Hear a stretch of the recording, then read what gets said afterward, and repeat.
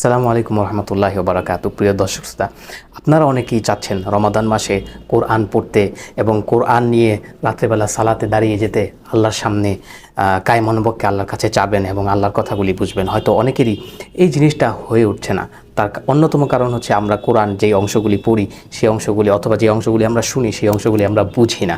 তো আজকে ইনশাআল্লাহ কোরআনকে আমাদের জীবনের আরও কাছে আনার জন্য কিছু প্র্যাকটিক্যাল টিপস আমি দিব ইনশাআল্লাহ। চারটা পদ্ধতি, চারটা স্টেপ যদি আমরা ফলো করি, ইনশাআল্লাহ আমরা এই রমাদানে আল্লাহর আরও কাছে আসতে পারবো বাই আন্ডারস্ট্যান্ডিং দ্য কোরআনকে বোঝার মাধ্যমে।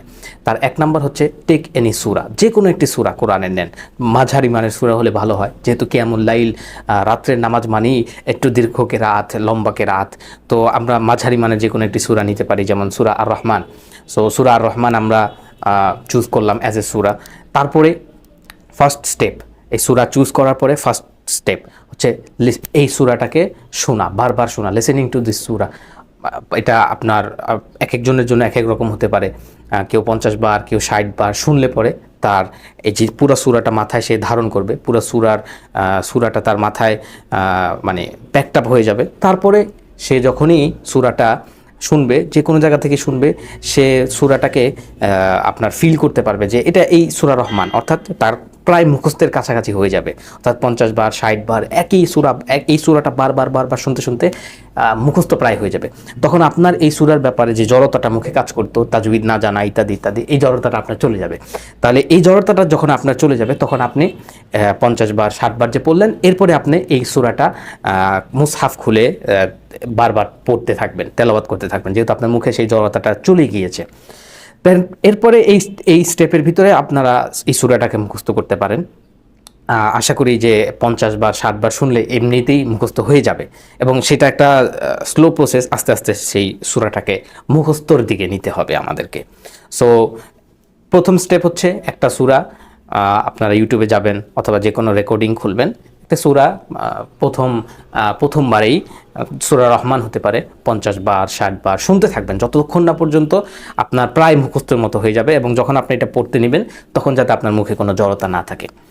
2 নাম্বার স্টেপ হচ্ছে এই সূরার একটি বাংলা অথবা ইংলিশ ট্রান্সলেশন, যেই ভাষায় আপনি পারদর্শী সেই ভাষায় আপনি সেই ট্রান্সলেশন পড়বেন। এই সূরার ট্রান্সলেশনটা বারবার পড়বেন, যাতে এই সূরায় কী বিষয়বস্তু নিয়ে আলোচনা করা হয়েছে, আল্লাহ এখানে কী বলতে চেয়েছেন, এর অর্থ কী, মিনিং কী জিনিস এখানে উল্লেখ করা হয়েছে, সেই জিনিসগুলো আপনার মাথায় যাতে প্লে করে, আপনার মাথায় যাতে খেলে। দেন থার্ড যে স্টেপটা আমি উল্লেখ করব সেটা হচ্ছে যে এই সূরার যে কোনো একজন মুফাসসিরের, যে কোনো একজন আলোচকের তাফসির আপনারা নেবেন। অডিও তাফসির হতে পারে, ভিডিও তাফসির হতে পারে। ইউটিউব আপনারা যাবেন, যেসব শাইখরা, যেসব স্কলাররা তাফসির করছেন, ইংলিশে হতে পারে, বাংলায় হতে পারে, আপনার নিজের যে কোনো ভাষায়, যে ভাষায় আপনি স্বাচ্ছন্দ্য ফিল করেন সেই ভাষায় আপনি এই সূরার তাফসিরটা নেবেন। যেমন সূরা রহমানের তাফসিরটা নেবেন, এবং এই তাফসিরটা আপনি বারবার শুনবেন।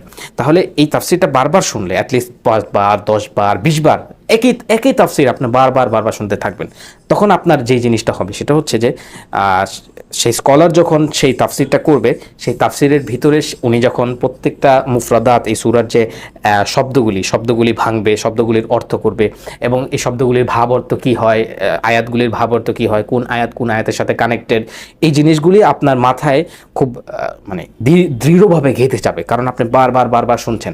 এবং একটা পর্যায়ে এরকম হবে যে যেহেতু অনেকবার শুনছেন, একই তাফসির অনেকবার শুনছেন, তখন আপনার যে অর্থগুলি এবং এই আয়াতের তাফসিরগুলি আপনার মাথায় গেঁথে যাবে, অর্থাৎ অর্থ হিসাবে। হ্যাঁ, তখন আপনার যেটা হবে যে আপনি যখন যেই মুহূর্তে আরবি শুনবেন, তখন উইদাউট প্রসেসিং, ট্রান্সলেশন মুখস্থ করা ছাড়া, উইদাউট প্রসেসিং আপনার সেই অর্থটা, মানে যেই তাফসির করা হয়েছে, যে ব্যাখ্যা করা হয়েছে, সেই অর্থটা আপনার মাথায় অটোমেটিক্যালি মাথার ভিতরে জারি হয়ে যাবে। তো তখন আপনার সাথে কোরআনের এই সূরাটার একটা রিলেশন অনেক ভালো হবে। তো 3 নাম্বার টিপসের মধ্যে যেটা বলেছিলাম যে বারবার এক তাফসিরে যে কোনো একজনের আলোচনা অথবা একাধিক ব্যক্তির আলোচনা বারবার সেটা শুনুন, তাহলে সেই অর্থটা আপনার মাথায় এনগ্রোসড হয়ে যাবে, এবং সেটাকে আপনি আরও ক্লোজলি ফিল করতে পারবেন। এরপরে হচ্ছে সে কোনো একটি লিখিত তাফসির আপনি পড়তে পারেন, সেটাও যদি পড়েন একাধিকবারের বেশি পড়াই উত্তম হবে, যাতে করে সে অর্থগুলি আমাদের মাথায় ডিপলি প্রায় মুখস্থের মতো হয়ে যায়।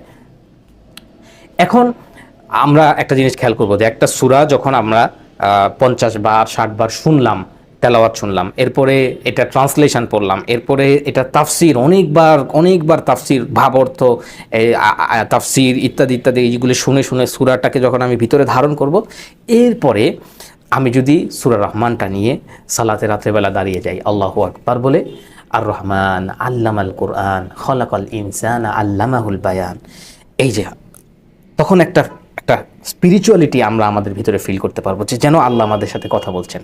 সালাত হচ্ছে এমন একটা জায়গা যেখানে আল্লাহ আমাদের সাথে কথা বলেন এবং আমরাও আল্লাহ সুবহানাহু ওয়া তাআলার সাথে কথা বলি দোয়ার মাধ্যমে। সো আমরা এই কিছু পদ্ধতি, এই 4টা স্টেপ যদি ফলো করি, ইনশাল্লাহ আমরা কোরআনের একটু হলেও কাছে যেতে পারবো ইনশাল্লাহ। এবং এভাবে একটা সূরা যদি আমরা করতে পারি, আপনি পুরো রমাদানে অথবা পুরো রাত্রেতে একটা সূরা দিয়েই কাটাতে পারেন। রাসূল সাল্লাল্লাহু আলাইহি ওয়াসাল্লাম তার জীবনে অনেক সালাতের ভিতরে এরকম হয়েছিল যে তিনি একটা আয়াত দিয়ে সূরা নিসার একটা আয়াত দিয়ে তিনি সারা রাত কাটিয়ে দিয়েছেন, এরকম একটা হাদিস আমরা পাই। অতএব বেশি কোরআন আপনি জানেন না কোনো সমস্যা নেই, কিন্তু অল্প যতটুকু জানেন, ধরেন সূরা রহমানটা যদি আপনি বারবার শুনেন এবং বারবার সেটা মুখের জড়তা দূর করে সেটার তাফসির শুনে সেটার অর্থ ভিতরে রেখে আপনি যদি সালাতে দাঁড়ান, আপনি তখন আল্লাহর সাথে সেই কানেকশনটা ফিল করবেন, যেই কানেকশনটা আপনি ফিল করছিলেন না যখন আপনি অর্থগুলি জানতেন না, তাফসিরটা জানতেন না। অতএব আমার আহ্বান থাকবে যে এই সূরা রহমানটা যদি আপনি সালাতে দাঁড়ানোর আগে এই স্টেপগুলি ফলো করুন, তারপরে আপনি সালাতে দাঁড়ান। ইনশাল্লাহ আমি বিশ্বাস করি আপনারা প্রত্যেকেই যদি ইখলাস নিয়ে কোরআনকে এইভাবে অ্যাপ্রোচ করেন, ইনশাআল্লাহ আপনারা একটা চেঞ্জ ভিতরে ফিল করবেন, যে যেন আল্লাহ আমাদের সাথে কথা বলছেন। আল্লাহর মেসেজটা আমরা রাত্রিবেলায় নিয়ে আল্লাহর সামনে দাঁড়াবো, এবং যেই স্পিরিচুয়ালিটিটা, যেই আধ্যাত্মিকতাটা কোরআন থেকে আসলে আসা দরকার, সেই ধরনের আধ্যাত্মিকতাটা কিছু হলেও আমরা ইনশাআল্লাহ পাবো, যেটা আমরা পাচ্ছিলাম না কোরআনের অর্থ বা কোরআনের ব্যাখ্যা না বোঝার কারণে।